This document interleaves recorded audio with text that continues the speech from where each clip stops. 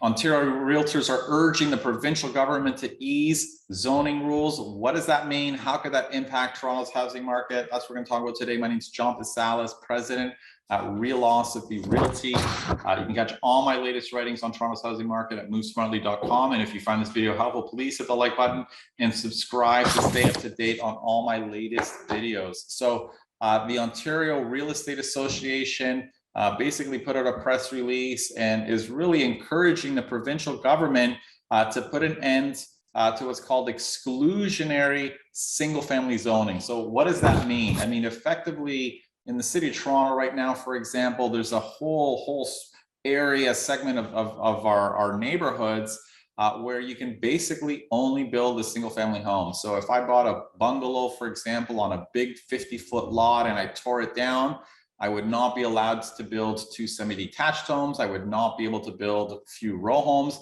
I couldn't even build a detached duplex. Or triplex. I'm only allowed to build a single family home. And of course, this is really one of the challenges when we think about the supply side and Toronto's housing market. I mean, we have so much land that could be used. We could be building neighborhoods or existing neighborhoods, making them more dense. But the current zoning rules don't permit that. It don't permit that because a lot of politicians listen to their constituents or constituents who have homes in their neighborhood.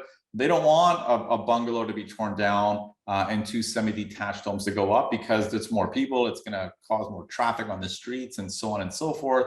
And this is the reasons why these changes haven't been in place are largely political. I mean, they're not. We know that this would help drive more supply, but again, it's at the politicians who are kind of preventing this moving forward. So again, it's positive to see the Realtors Association driving this. I think it's probably one of the biggest things that could really help housing supply. I mean, because again, if we think about building low-rise homes, again, this is very difficult. If you're building a new subdivision, it takes time. There's a lot of infrastructure that needs to be built. Whereas if we can build new homes in existing neighborhoods, using our existing infrastructure, that's significantly easier.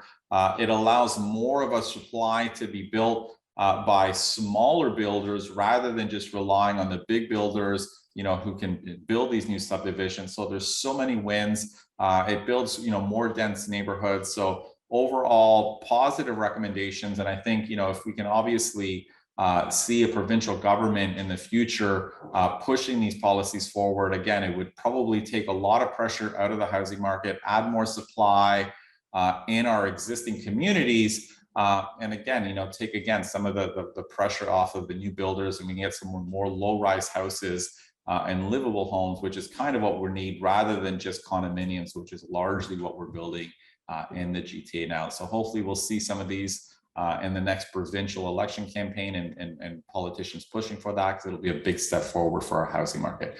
If you have any questions, please post them in the comments below or send me an email at askjohn@movesmartly.com.